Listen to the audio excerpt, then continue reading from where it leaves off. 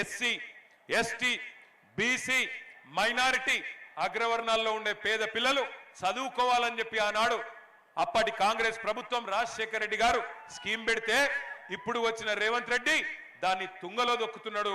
10,000 కోట్లు బాకీ ఉంటే ఇవాళ కాలేజీలో పోయి బాకీ అడిగితే ఏం చేస్తారా నన్ను కోసుక తింటారా అని ఇవాళ డైలాగులు కొడుతున్నాడు.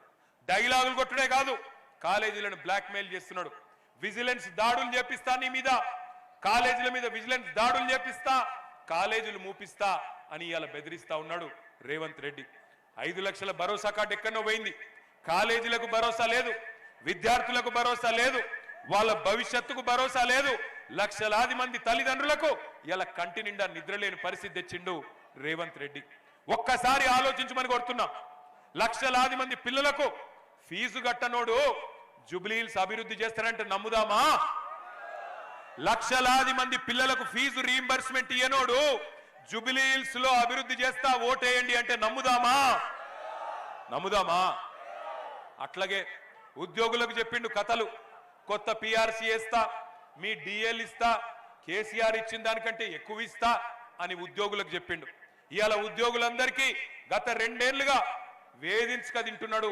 ఒక్క డిఏ ఇయ్యలే, పిఆర్సీ దిక్కు లేదు, ఉద్యోగుల మాట గాని ఉద్యోగ భద్రత గురించి గాని పట్టి లేదు. వాళ్ళను కూడా పక్కకు పెట్టిండు. ఆఖరికి ఎంత ఘోరం అంటే ఈ ఎల్లారెడ్డిగూడ ప్రాంతంలో, సోమాజిగూడలో, శ్రీనగర్ కాలనీలో చాలా మంది రిటైర్డ్ ఉద్యోగులు పెన్షనర్లు ఉంటారు. వాళ్ళ పరిస్థితి ఎంత దయనీయంగా మారింది అంటే ఈరోజు రిటైర్డ్ ఉద్యోగి ఎట్లుంటారు? రిటైర్డ్ ఉద్యోగులు అంటే జీవితం అంతా కష్టపడి పనిచేసి ఆ జీపీఎఫ్, గ్రాట్యుటీ, ఇంకా వాళ్ళకి ఏవైతే బెనిఫిట్స్ రావాలనో వాటి కోసం ఎదురు చూస్తూ ఉంటారు. ఒక్కొక్కరికి 30 లక్షలు 40 లక్షలు వచ్చేది ఉంటుంది. ఇలా అవి కూడా 2 ఏళ్ల నుంచి ఇస్తలేడు రేవంత్ రెడ్డి.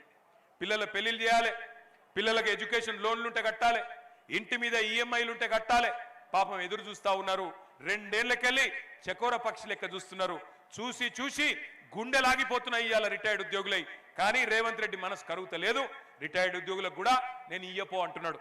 ఇవాళ కాలేజ్ వాళ్ళు ఫీజు అడిగితే వాళ్ళని బెదిరిస్తాడు, నిరుద్యోగులు ఉద్యోగాలు అడిగితే వాళ్ళని బెదిరిస్తాడు, ఉద్యోగులు డిఏలు అడిగితే బెదిరిస్తాడు, రిటైర్డ్ ఉద్యోగులు బెనిఫిట్స్ అడిగితే బెదిరిస్తాడు. ఇవాళ నేను అడుగుతా ఉన్నా, నువ్వు నడుపుతున్నది సర్కారా లేక నువ్వు నడుపుతున్నది రౌడీ దర్బారా? ఇంతమందిని బెదిరించి ఏం సాధిస్తావు రేవంత్ రెడ్డి అని నేను అడుగుతా ఉన్నా. అట్లాగే నేను ఒక్క మాట మిమ్మల్ని కూడా ఆలోచించమని అడుగుతున్నా. నీతి వాక్యాలు చెప్తున్నాడు రేవంత్ రెడ్డి. నిన్న మొన్న చూసిన నేను ఉద్యోగాల పత్రాలు ఇచ్చే కేసీఆర్ గారి టైంలో పరీక్షలు పెడితే ఈయన పత్రాలు ఇచ్చుకుంటూ పోయి అక్కడ మాట్లాడుతున్నాడు. ఉద్యోగులు మీరు మంచిగా చూసుకోవాలి, తల్లిదండ్రిని చూసుకోకపోతే మీ జీతంలోకి వెళ్ళి 15% కటింగ్ పెడతా అని డైలాగులు కొడుతున్నాడు రేవంత్ రెడ్డి గారు. నేను రేవంత్ రెడ్డి గారిని అడుగుతున్నా, అయ్యా మరి రిటైర్డ్ ఉద్యోగులు వాళ్ళు కూడా నీకు తల్లిదండ్రులు లాంటి వాళ్ళే కదా, వాళ్ళు నీ ప్రభుత్వానికి పనిచేసిన వాళ్ళే కదా, మరి వాళ్ళకి ఇవ్వాల నువ్వేదైతే బెనిఫిట్స్ ఇవ్వకుండా ఆగం చేస్తున్నారో మరి నీ జీతంలోకి వెళ్ళి కూడా కోత పెట్టాలనా లేదా చెప్పాలని చెప్పి నేను కోరుతా ఉన్నా. రిటైర్డ్ ఉద్యోగులకు రూపాయి ఇయ్యనోడు, రిటైర్డ్ ఉద్యోగులను, పెద్ద మనుషులను, పెన్షనర్లను సతాయించేటోడు జూబ్లీహిల్స్ అభివృద్ధి చేస్తాడంటే నమ్ముదామా? ఆలోచించమని చెప్పి నేను కోరుతా ఉన్నా. నిన్న మొన్న తిరుగుతున్నాడు జూబ్లీహిల్స్ లో, ఇన్ని రోజులు ఏదో ఉద్ధరించినట్టు ఇప్పుడు ఉద్ధరి మాటలు చెప్తున్నాడు రేవంత్ రెడ్డి. ఒక్క ఛాన్స్ ఇవ్వండి, ఒక్క ఛాన్స్ ఇవ్వండి అని బతిమలాడుతున్నాడు. నీకు ఒక్క ఛాన్స్ ఇచ్చినందుకే కదా రాష్ట్రాన్ని దివాలా తీయించినావు. నీకు ఒక్క ఛాన్స్ ఇచ్చినందుకే కదా 700 మంది రైతులు ఆత్మహత్యలు చేసుకున్నట్టు చేసినావు. నీకు ఒక్క ఛాన్స్ ఇచ్చినందుకే కదా 161 మంది ఆటో డ్రైవర్లు ఆత్మహత్యలు చేసుకునే పరిస్థితి తెచ్చినావు. నీకు ఒక్క ఛాన్స్ ఇచ్చినందుకే కదా కేసీఆర్ గారి టైంలో అద్భుతంగా నడిచిన 1000 గురుకుల పాఠశాలలు ఇవాళ మూలకు పడే పరిస్థితి తెచ్చినావు. నీకు ఒక్క ఛాన్స్ ఇచ్చినందుకే కదా 100 మంది గురుకుల విద్యార్థులు ఆత్మహత్య చేసుకునే పరిస్థితి తెచ్చినావు. నీకు ఒక్క ఛాన్స్ ఇచ్చినందుకే కదా ఇవాళ హైదరాబాద్ లో రియల్ ఎస్టేట్ నాగం చేసినావు. ఇవాళ నీకు ఒక్క ఛాన్స్ ఇచ్చినందుకే కదా హైడ్రా పేరు మీద మొత్తం బస్తీలలో ఉండే ఇల్లు గులగొడుతున్నావు. నీకు ఒక్క ఛాన్స్ ఇచ్చినందుకే కదా రాష్ట్రం ఇవాళ ఉరుకులు పరుగుల మీద పెరుగుతున్న రాష్ట్రాన్ని ఆఖరి స్థానంలో నిలబెట్టినావు. గుర్తు తెచ్చుకోమని నేను కోరుతా ఉన్నా.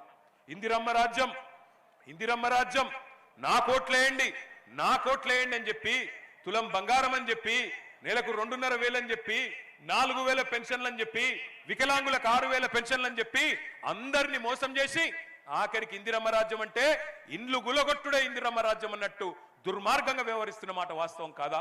ఒక్కసారి మీరు కూడా చూడండి ఏ రకంగా హైడ్రా భూతం ఇవాళ గరీబోళ్ళ ఇండ్లు కొడుతున్నదో ఒక్కసారి చూడమని చెప్పి నేను కోరుతా ఉన్నాను.